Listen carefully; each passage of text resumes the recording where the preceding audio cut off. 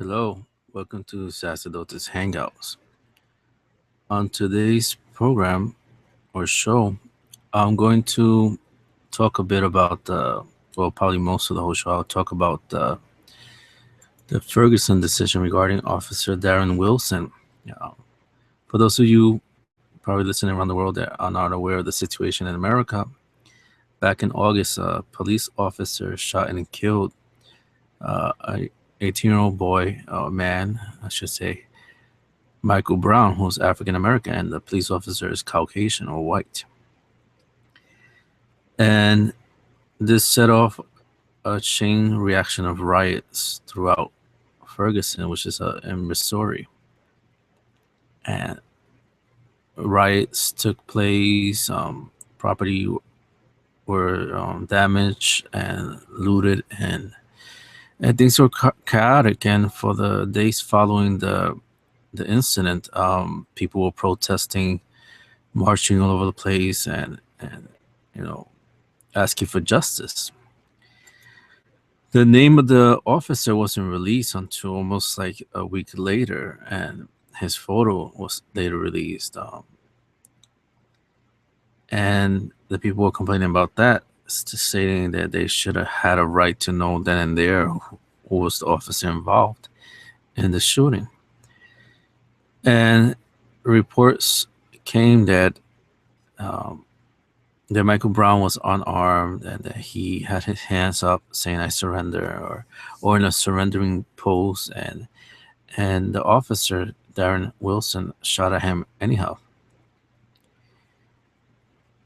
And different witnesses came up giving pretty much the same story, saying that he got shot in the back and he turned around again, he got shot up again as he had his hands up. And then cell phone audio surfaced where we could hear the gunshots, which were over 6 shots that were fired by Officer Wilson. So that further added to the situation in regards to police um, killing minorities. That seems to be the issue now. There's too many cases around the United States regarding police officers killing minorities, and they get scot-free. So obviously this angers the minority people, specifically African Americans. And since the last issue with somebody pretending to be a law enforcement, Zimmerman and Trayvon Martin in Florida, where Zimmerman shot and killed Trayvon Martin after they had an altercation, and Zimmerman was some sort of neighborhood watch guy and whatnot, and he got exonerated, acquitted from the charges and whatnot. So that emotion was still alive and well among minorities and specifically African Americans. And now with the shooting of Michael Brown, it pretty much opened up new wounds or old wounds. And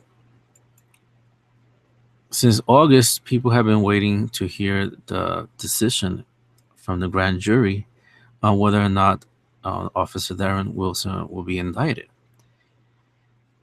And the whole thing was really dramatic because in the early days of the shooting back in August, the police chief of Ferguson released a video of Michael Brown apparently stealing cigarettes or cigars from a market. And then Darren Wilson apparently responded to that call of that theft. And that's pretty much how it started. But the people were upset because this chief released the video of Michael Brown, almost like painting the picture that he was a criminal and he stepped out and Officer Wilson came and killed him. So people were upset about that it was pretty much setting up an image of Michael Brown as the bad guy. Then there was the issue with the injuries regarding Officer Darren Wilson, where they claimed that he had a eye socket broken and he was in the hospital, and but no photos were ever released of this. Nothing was shown. It was all speculation on the injuries that this officer sustained. And Michael Brown was described as this tall young guy, over 6'3", 6'4", and that he was has some sort of gorilla strength or whatnot, which forced Officer Wilson to shoot and kill him. Well, the decision finally came on Monday, and just like the way it started with conspiracy theories and drama and whatnot, it's the same way it ended. The Ferguson people, the county or the court prosecutor's office, said they will announce that the decision was made by the grand jury. But then they said they will release it at night, which was another problem, because why would, if you knew that riots were going to take place, and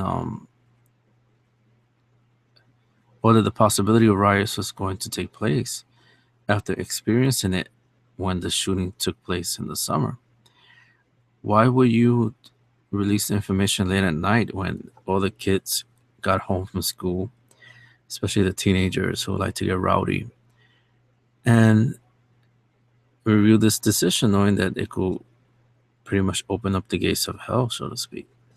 Well, that's what they did. They released the decision late at night, and the decision was that Officer Darren Wilson will be pretty much acquitted. He will not be indicted of any charge whatsoever.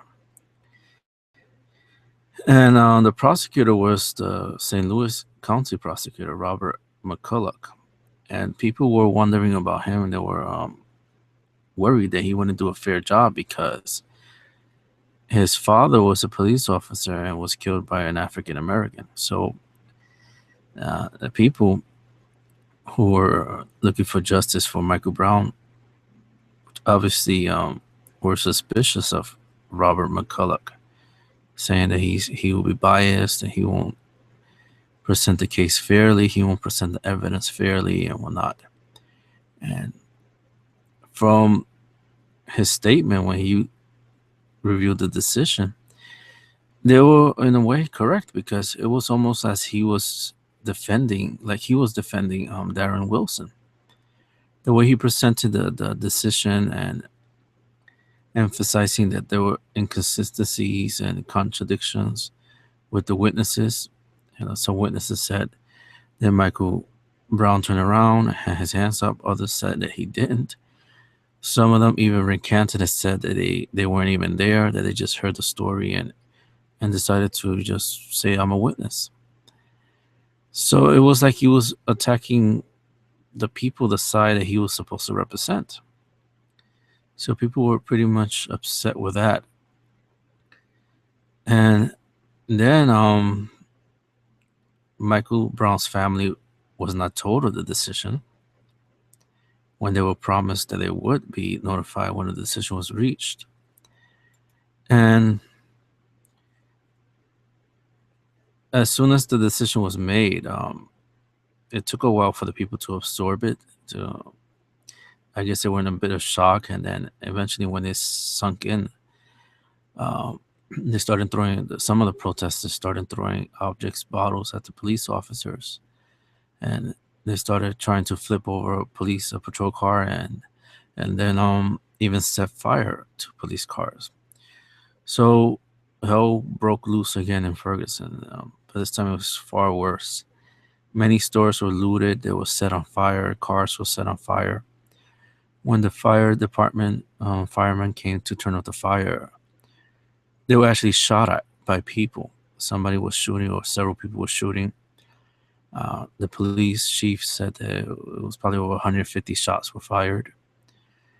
So it was pretty much chaotic. And in the days leading to the decision,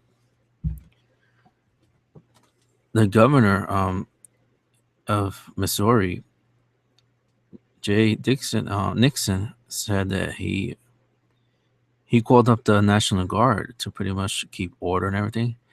But there were only 700 guards present on Monday, and they were just standing protecting the streets, and they weren't protecting the businesses, which are mostly owned by African Americans. And these businesses got burned down. So the business owners were upset, asking why do you promise that you will protect our businesses, but yet you let the people, the rioters and the agitators, destroy our livelihoods. So it was a whole mess there, and it almost seemed like, I'm not saying that it is, but it seems like this was set up with the decision being released at night so that there could be a lot of people present, and it's obviously nighttime, so it's harder for policing to take place, and no protection was given to the businesses. So it was almost like a setup, like they wanted this riot to happen to for whatever reason. We may never know if that is the case, but from the outsider perspective, it does look like the case that they set it up that way, because it really makes no sense to release that decision late at night, knowing that there will be huge crowds, especially the young people will come, um, and then not protect the businesses that you promised to protect with your guards. And the prosecutor, he released pretty much, he claimed that the whole thing fell apart, the whole case fell apart because of the inconsistencies of the witnesses. It didn't match with the physical evidence, the forensic evidence, and whatnot. And it said that the whole package of everything that was discussed or presented to the grand jury would be released, and it was released, and it was a huge volume of documents, photos, testaments, interviews, and whatnot. And according to reading the interview that was given to Darren Wilson, and mind you, he wasn't cross-examined. He was allowed to give his version. And the version that they gave, the statement, he had over 6 weeks to write it. So, I mean, that will give plenty of time for somebody to fabricate a nicely well-prepared story. And then he had access, obviously, to the evidence. So he could have easily seen the evidence and worded his story around the evidence. He had over a month to write his testimony or his statement. So that's suspicious right then in itself. Also, he they said that he wasn't present over the body of Michael Brown, yet there are photographs of him standing right over the body of Michael Brown. And in the statement, in the interview, he says that Michael Brown was stronger than him and described him as a demon. I mean, what does a demon look like? These questions weren't asked of him. There was no cross-examination. And he even said that he felt like a 5-year-old wrestling Hulk Hogan. And Hulk Hogan was a wrestler from back in the day in the WWF, which is now the WWE. And so he's making up this hyperbole statement that Michael Brown was somehow this overpowering beast or something holding him down, when both of them are pretty much the same size. Officer Wilson is about 6'4", and Michael Brown is around 6'4", 6'5". So there wasn't that much difference in height. Now, granted, Michael Brown was a bit heavier, but still, Darren Wilson has enough bulk in his body to take on um, Michael Brown. And those are just some of the inconsistencies of the story. Then when you see the photographs of Officer Wilson in the hospital, again, there was all this talk that he had a orbital bone fracture or whatnot. And you look at the photos and he looks fine. I mean, he has no swelling in his face. His cheeks are a little bit pink, but one would expect that from a Caucasian person who often have rosy cheeks. And he has like a reddish thing in the back of his head, but it almost looks like a rash or psoriasis. On his right cheek, he has a red dot, but it almost looks like a pimple, like when the hair doesn't grow correctly. You have ingrown hair on your face when you shave. It almost looks something like that. You don't see any swelling in his eye, no real swelling, no swelling at all on his face. And he claimed to have been punched several times with extreme force by Michael Brown. Yeah, the photographs don't really show this. And according to the media, the reports from the doctors show that they said he was fine. So I mean, it's just mind-boggling how the prosecutor McCulloch didn't question him on this, didn't find the discrepancies between how he looked after the altercation and what he described as the altercation being. And it just doesn't add up. The things don't add up. And obviously people are talking about this now, stating that the prosecutor McCulloch had Wilson's back all this time, and he really didn't care for Michael Brown or his family or seeking justice. I'm not saying that's the case, but that's how it looks like so far, based on the information released, the evidence, the photographs, and whatnot. It doesn't add up, his account and everything that's going on. And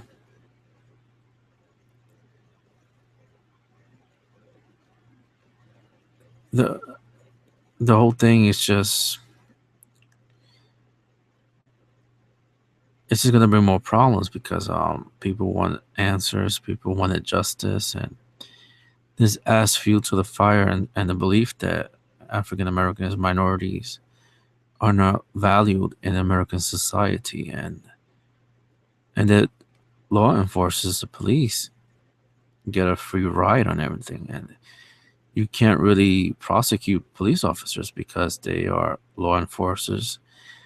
Um, their task is to protect people and use deadly force. So if they can't be prosecuted, then this gives them a lot of power, and it's very dangerous to have police officers out there that could kill somebody and claim it was self-defense and not face any charges or anything for it. So it's really scary that's what's going on now. Then naturally, all hell broke out in Ferguson, and it's horrible how businesses and cars and things were torched or set on fire, and then things were left to be chaotic in Ferguson. The police really didn't do anything. When in the first couple of months, they were throwing tear gas and whatnot and arresting people. Not much was done to protect these businesses and other people who were just in the way, who probably were not part of the protests and whatnot. And again, not all the protesters were doing this. It was just a couple of them from the area actually, and who were agitating and just wanted to take out their frustration on other people's property. And and then he says, Officer Wilson says that he felt unsafe standing next to Brown's body since he was the shooter. And he thought the area is known for violence, guns, gangs, and drugs. They did not have a good relationship with the police. And right there, he's giving he's being prejudiced right there, just describing this neighborhood as being um anti-police and whatnot. And I mean that's a pretty big generalization of that. And I'm not sure they might use that to prosecute him uh, with federal charges, to charge him with federally a civil rights case. But it seems like he had a prejudice against the people of Ferguson. I don't know, but based on what he says. Um,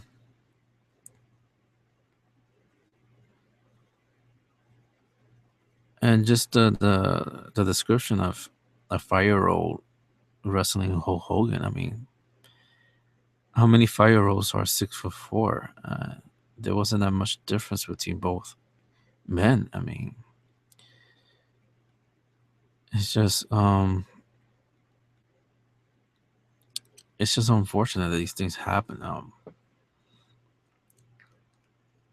And then no cross examination was given um, to the officer Wilson, and nobody really questioned his statement, and the evidence and all that. Really, they just took his word for us to the letter. They as if it was true. Nobody really questioned or saw the discrepancies that were going on with the interview and the statement that he gave and whatnot.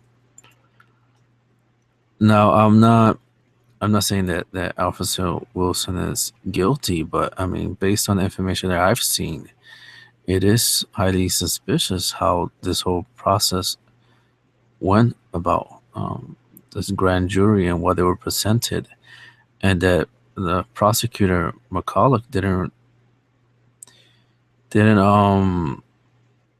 cross-examine him, didn't take an adversarial approach to Wilson.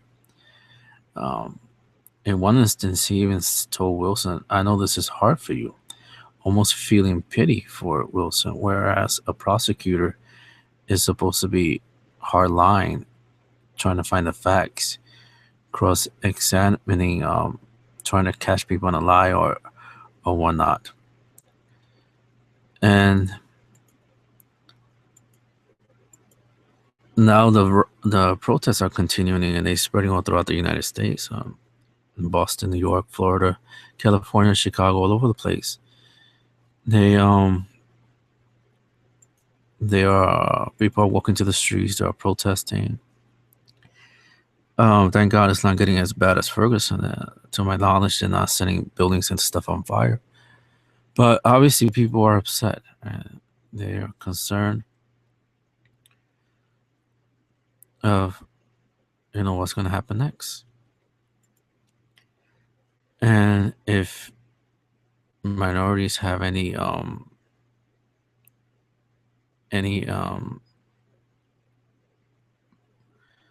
rights or fair chance or equal protection under the law, if they get shot and killed, and then when they get defended, they don't really get a defense, and people will side with the officer.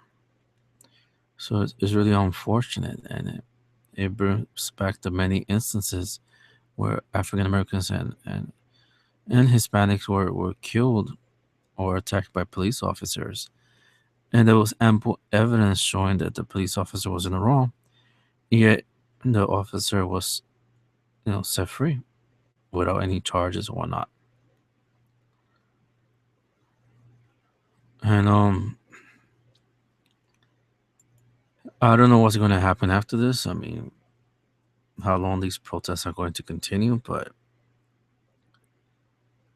the stories and everything, the evidence presented, they really, I don't know if it's possible to do a do-over or disqualify that grand jury.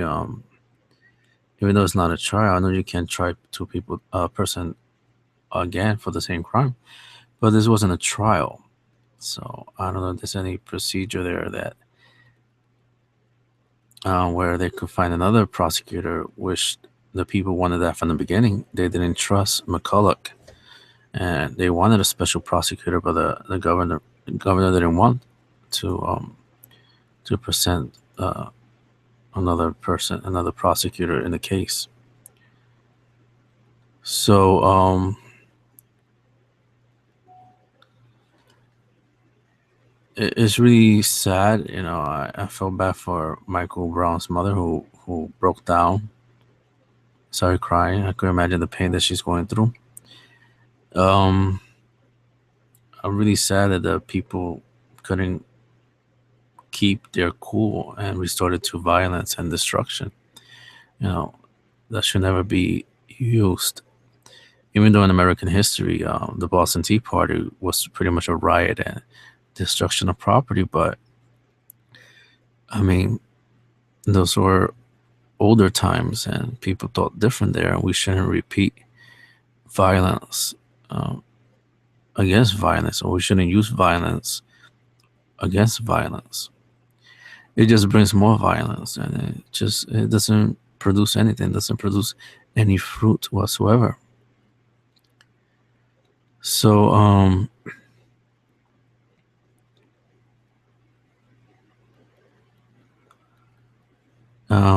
we'll see what happens. I mean, as it stands, Officer Wilson is still a police officer, and I don't know if he's going to work there because obviously he's a target now. He's a dead man walking, so to speak.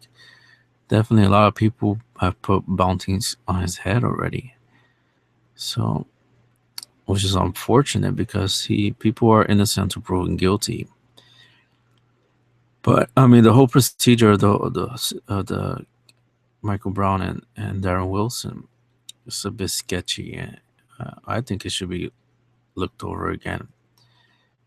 And but more importantly, the whole situation, the community relationship between police officers and communities needs to be looked out because far too many people are being abused, killed, and whatnot, and sometimes it's based on just prejudice. Immediately, if you're darker skin, you're assumed that you're guilty of something, and that's not how it's supposed to be. It shouldn't be like that. Nobody should be judged based on their skin color, their race, or ethnicity, or religion, or whatever. It's just wrong to do that, to profile people. Um, I understand if descriptions of a suspect are given. The person had a white T-shirt or blue T-shirt, and, or dressed in a suit or whatever, and you stop somebody to investigate. I understand that, but to automatically assume that a black person or a Hispanic person is up to no good is just wrong. It's wrong, and it causes frustration among minorities, and it takes away their morale because they feel like second-class citizens, and then when you use the law to try to protect yourself, believing that the law will protect you, and then the law protects the offending cop, then people will stop believing in the law, because if the law doesn't protect you, why will you follow the law? So there's a whole psychological aspect to that, where people get frustrated and just they don't want to deal with it anymore. So they become lawless and put themselves above the law, because the law doesn't work for them. It doesn't protect them. It doesn't do anything for them but judge them. So, and it's not news that the Constitution, American laws, were made for rich white men. Since the beginning of the foundation of this nation, the laws, the constitutions, everything that entails American society was in favor of rich white men, because that was the culture of the time. The European Caucasian men came. They were the ones that colonized and whatnot, and for a time women didn't have any rights, and definitely Africans didn't have any rights because they were slaves. So America is still in a transition position, transforming itself into something better.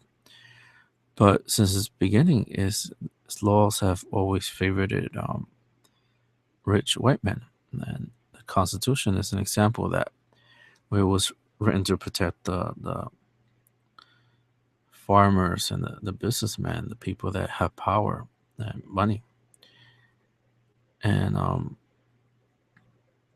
little by little, it gets amended to become a better document, and the interpretation gets better so as to protect all peoples and not just one social class or one race or one gender. So, I mean, a lot needs to be done with the whole situation. Things need to be looked at better because, I mean, how many more people need to die or get killed or harassed just because they have to be a different race or a different color, a different ethnicity or whatnot? And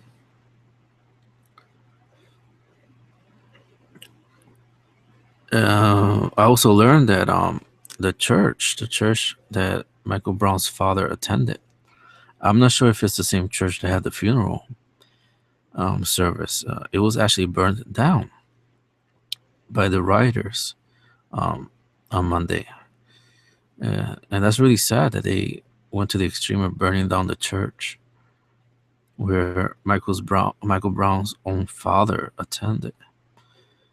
So that's just to show you how bad things are getting over there in Ferguson. And not just there, but all throughout the United States, people are upset. In New York City, somebody, a young guy, Diego Ibanez, he threw fake red blood or fake blood at Commissioner Bratton and his security detail. So he's facing charges for that stupid act. But for the most part, people marching, protesting throughout the different cities around the United States have been peaceful. The only thing they have been doing is annoying people in the cars and traffic because they stop traffic. And in somewhere, I'm not sure where it was. I'm not sure if it was Cleveland. Um, a motorist actually ran over the crowd.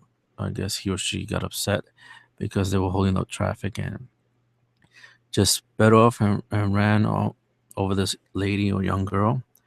And you could see the video, the wheels going right over her, dragging her and pinning her under the wheel, her legs getting pinned under the wheel. And it's just unfortunate how everything's going about. And I mean, what can we do? We have to pray a lot, work, um, try to find ways to coexist and make things better because obviously the system is not really working for everybody. And that doesn't mean that we have to, claim that Officer Wilson's guilty just to please the protesters. No, it should never be like that. Everybody has the right to a fair trial, and the evidence should be presented. But even evidence itself could be slanted to be believed in a certain way, to be accepted in a certain way. So, like for example, even with science, an atheist could take the facts and the evidence of evolution and try to present the case that God doesn't exist. And at the same time, a religious person, a theist, can use evolution and the facts and the science behind it, the evidence, and show that God does exist. So, I mean, it's really hard to, in these cases where it involves shooting and criminal acts and whatnot, um, a jury really needs to look solely at the evidence and not really pay attention to the argumentation of the prosecutor or the defense, because naturally they're going to present the evidence in a way that suits their case. But a jury has to look directly at the evidence and compare the evidence to the facts of the stories and the witnesses and all of that. And it seems this wasn't done with the grand jury. They just pretty much bought into Darren Wilson's story or his account. And unfortunately, Michael Brown is not here to give his account. So we had one living party giving the account of what happened, and the deceased person can only rely on the forensics, the evidence, and a couple of witnesses who were contradictory. So, that's not really a fair defense, in my opinion. And I'm just shocked that the jurors didn't see the discrepancies in the account of Darren Wilson and the things that he said when you compare it with the evidence and how prepared his interview, his statement come across. And not to forget the fact that he had about 6 weeks to prepare it. Um, it's just unfortunate, and I really do hope things calm down in Ferguson and throughout the United States. We don't need any more violence, and I hope politicians and police commissioners sit together and find better ways to work with the community, and realize that be more sensitive to the people and the diversity that makes up the United States of America. Otherwise, we will continue to see these shootings every year and these altercations or whatnot, and we're gonna have it every year, the same thing over and over again. There's never gonna be any end to it. So, and the religious people need to really, take hold of the situation and make themselves known. The clergy, the Archbishop of St. Louis, and other clergies from other denominations should go there and stop the people who stand in front of the police, between the police and the people, and remind them to calm down, relax. Both parties need to calm down and relax, um, and find ways to coexist and to work around this problem. But I mean, the whole thing is just a mess. The fact that they waited so long to reveal the information, waiting to the crowds form and the young people get out of school, especially the teenagers who love to take advantage of a situation just to loot or destroy something, and then release this decision knowing that this was going to happen. So um, we have to really pray for Ferguson and the United States, and hopefully these business owners are able to get back on their feet, because it's not their fault that um, their businesses and their stuff were trashed and destroyed. They shouldn't have to pay the consequences of the situation regarding the shooting and death of Michael Brown.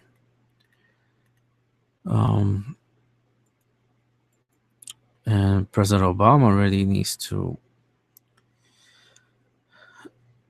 calm down. He shouldn't get too much involved in that, because then it just gives the wrong impression that he's just for a certain race and not for everybody else. So, I mean, that shouldn't be a message that the president gives to the nation, um,